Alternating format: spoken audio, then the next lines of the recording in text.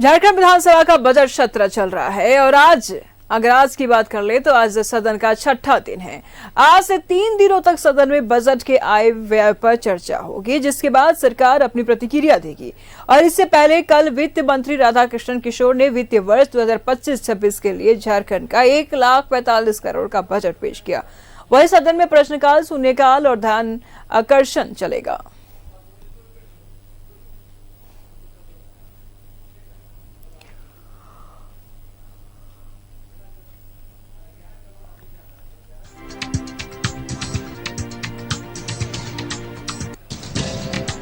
तो कल वित्त मंत्री ने बजट को पेश किया और आज बजट पर चर्चा चलेगी। झारखंड विधानसभा का बजट सत्र की कार्यवाही चल रही है। आज छठा दिन है। सदन में बजट के आय और व्यय पर चर्चा की जाएगी। सरकार सदन में अपनी प्रतिक्रियाएं देंगी। तो वहीं कल वित्त मंत्री के बजट पेश किया है। इस बजट पर व्यय कितना, आय कितना, इन तमाम बिंदुओं पर आज सदन में चर्चा की जाएगी।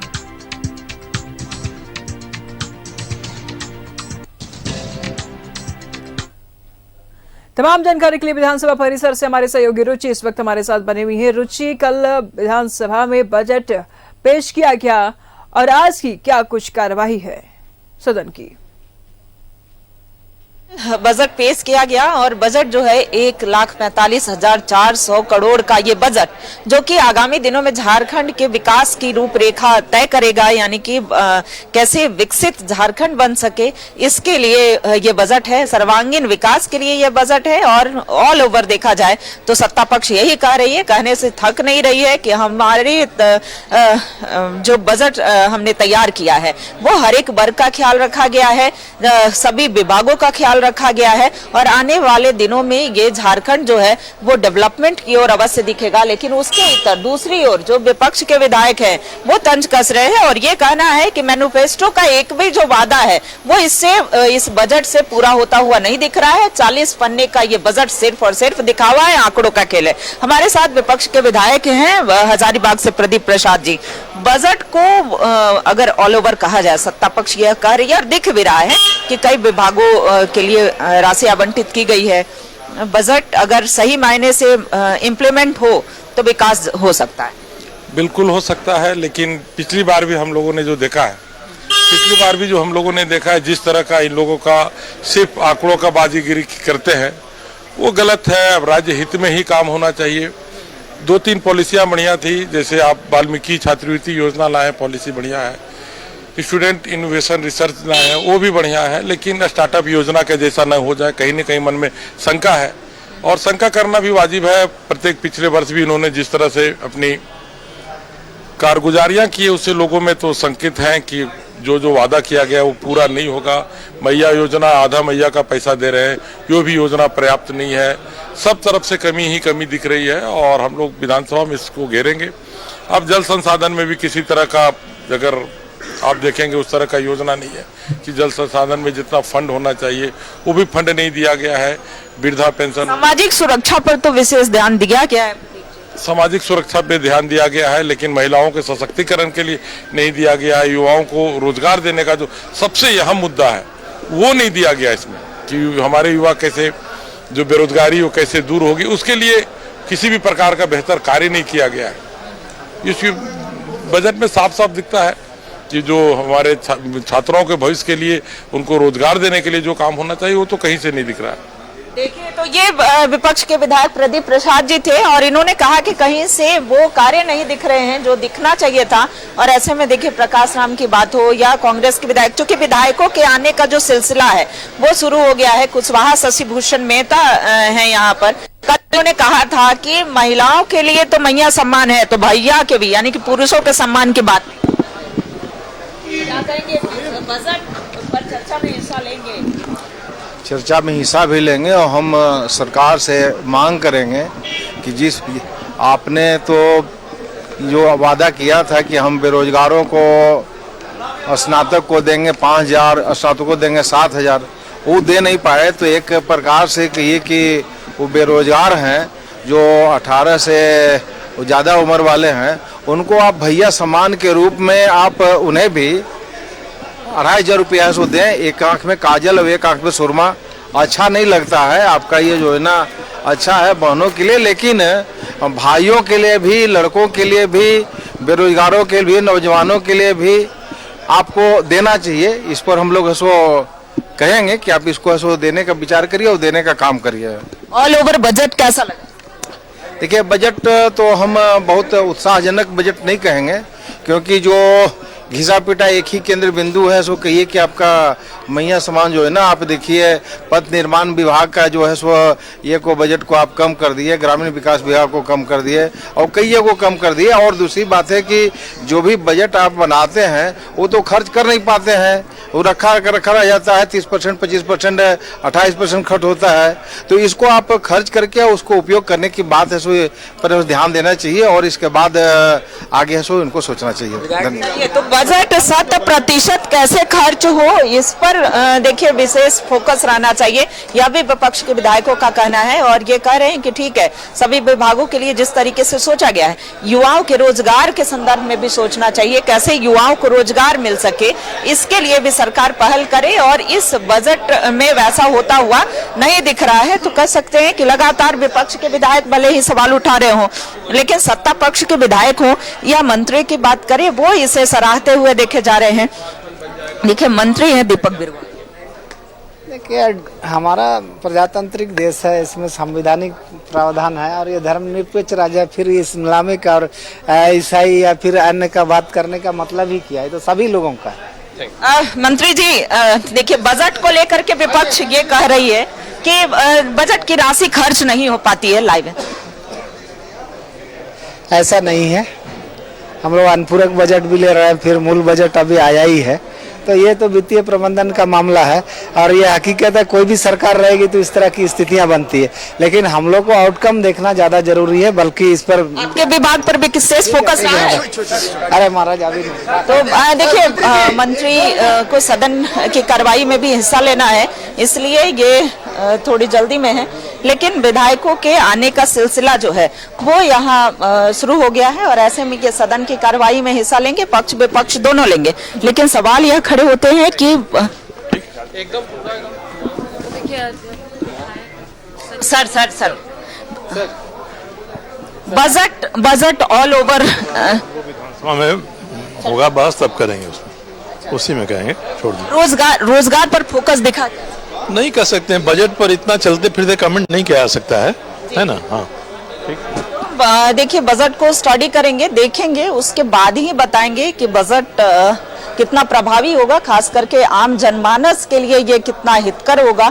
हालांकि ये कहा जा रहा है कि झारखंड के सर्वांगीण विकास का पूरा ध्यान रखा गया है, चौहोर विकास होगा, लेकिन बजट की राशि जब 100% खर्च होगी तभी विकास हो सकता है। ये भी विपक्ष के विधायकों का कहना है कि बजट की राशि खर्च नहीं हो पाती है। वहीं कई विभागों का उतना ध्यान नहीं रखा गया है। जहां तक रोजगार की बात हो, चूंकि राज्य में पलायन एक बड़ी समस्या रही है और पलायन को कैसे रोका जाए, पलायन जैसी समस्या को भी रोकने के लिए बजट को लेकर के ये भी आरोप लगाया जा रहा है कि बजट में टोटल जो फोकस है वो महिलाओं के ऊपर ही किया गया है और बाकी विभागों की अगर देखा जाए तो उसमें कटौती किया गया। सबसे ज्यादा ध्यान जो है वो महिलाओं का रखा गया है, कैसे महिला सशक्त हो सके इसके लिए भी ध्यान रखा गया है। हालांकि अन्य विभाग में भी ध्यान रखा गया है। अगर शिक्षा की बात करें तो शिक्षा के क्षेत्र में भी ध्यान रखा गया है, लेकिन जो होना चाहिए, जो एक्सपेक्टेशन थे, हालांकि विपक्ष देखिए, विपक्ष के विधायकों का यह भी कहना है कि जो डेवलपमेंट होना चाहिए था खास करके शिक्षा के क्षेत्र में वो दिख नहीं रहा है। ये आंकड़ों का ही सिर्फ बाजीगरी है, ये आंकड़े जो हैं वो खर्च होंगे। देखिए, सत्ता पक्ष के विधायक हों या सत्ता में सहयोगी दल के विधायक हों, माले विधायक अरूप चटर्जी यहाँ पहुंचे हैं। इधर आइए। तो ये माले के विधायक हैं। बजट ऑल ओवर कैसे? नहीं, बजट संतुलित बजट है। कृषि के क्षेत्र पर, शिक्षा के क्षेत्र पर, हेल्थ के क्षेत्र पर ज़्यादा से ज़्यादा ध्यान रखा गया है। इसके साथ साथ हम लोग खुशी है जो धनबाद में टेक्निकल यूनिवर्सिटी से लेकर आपके मेडिकल कॉलेजेस खुलने की आसार है। भविष्य में हम आज मांग करेंगे। जो धनबाद में एयरपोर्ट सबसे जरूरी है, साहिबगंज और देवघर से भी ज़्यादा हमको लगता है जो एयरपोर्ट की मांग धनबाद में सबसे ज़्यादा है। सरकार इस पर पहल करे और जल्द से जल्द एयरपोर्ट धनबाद में बने।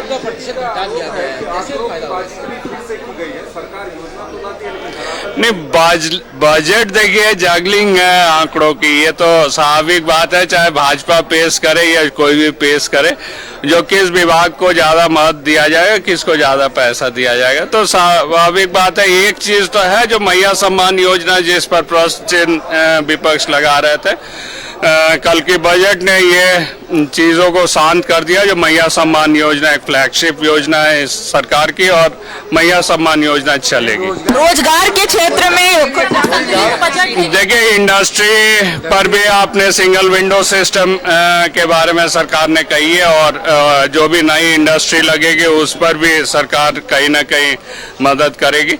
तो इंडस्ट्री लगेगी तो रोजगार सृजन होगा। इसके साथ साथ सरकारी जो वैकेंसीज है इस पर भी जल्द से जल्द हम समझते हैं जो उस पर काम हो। स्थानीय नीति को लेकर के भी आवाज उठाएंगे क्या?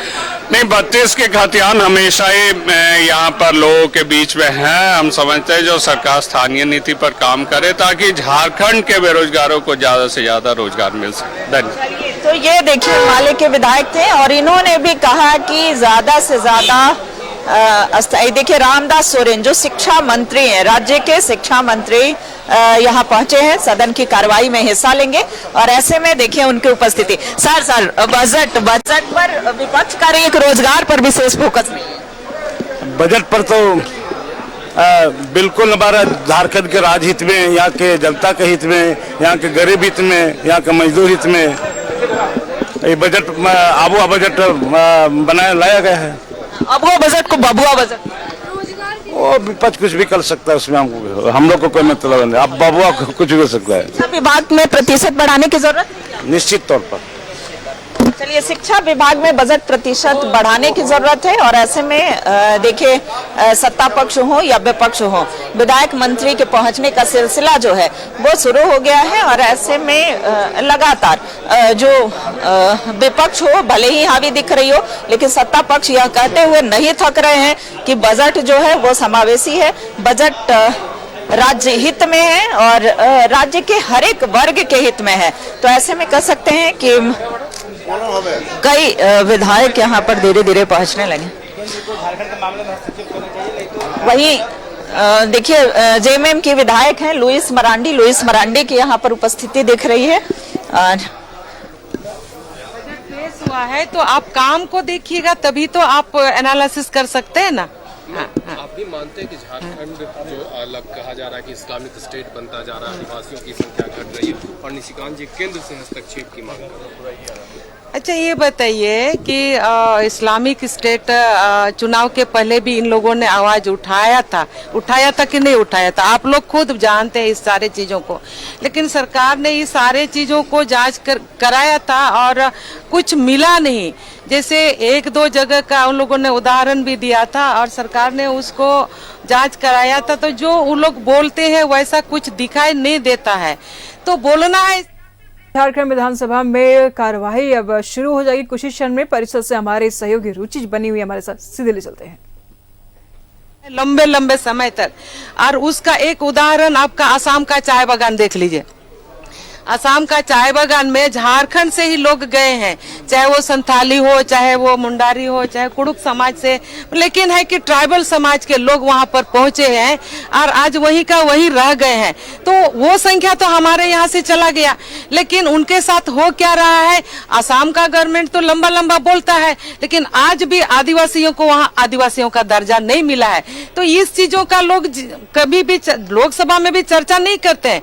अगर आप आदिवासियों का हितैषी मानते हैं तो देश भर का आदिवासियों का हितैषी बनिए ना। मैडम, पलायन को रोकने के लिए आपको लगता है सरकार ने बजट में कुछ लाया है? तो ये लुइस मरांडी हैं और झारखंड में आदिवासी पर विशेष फोकस। आसाम की बातें करें कि झारखंड के जो आदिवासी महिलाएं जाती हैं, हालांकि देखिए पूर्णिमा दास की उपस्थिति है। जमशेदपुर में मेडिकल कॉलेज देने की बात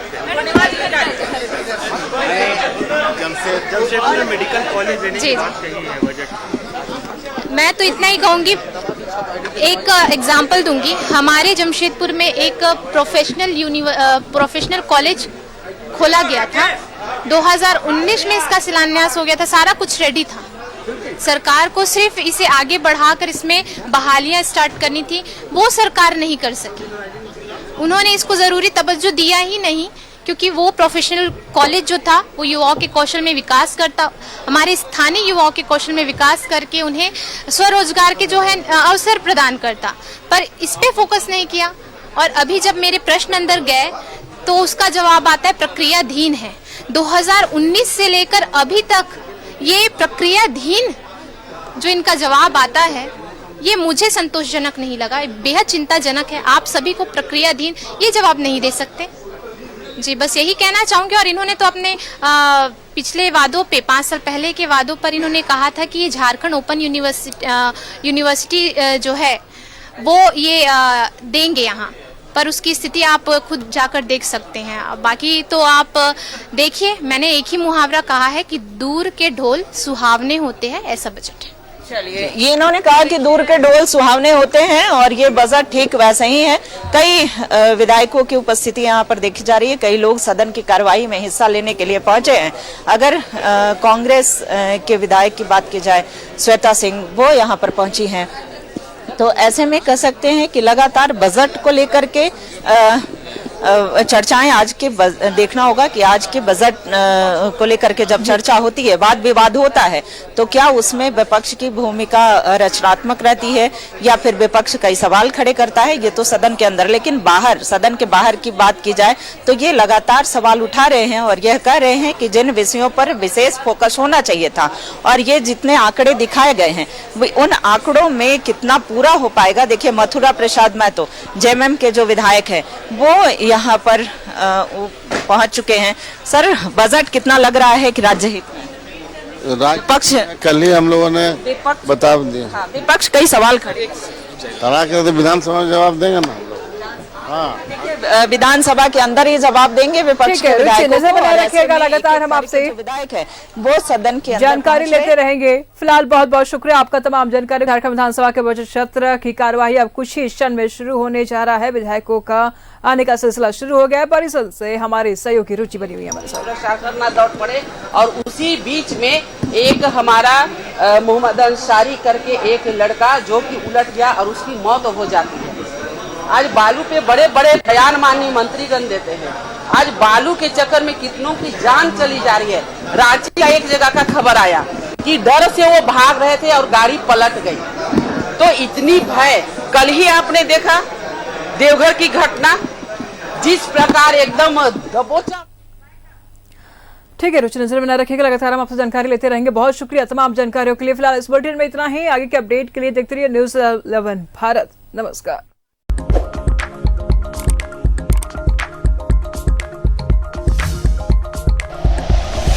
like and share videos, subscribe करें हमारा चैनल और प्रेस करें बेल आइकॉन। न्यूज़ 11 भारत, सच है तो दिखेगा।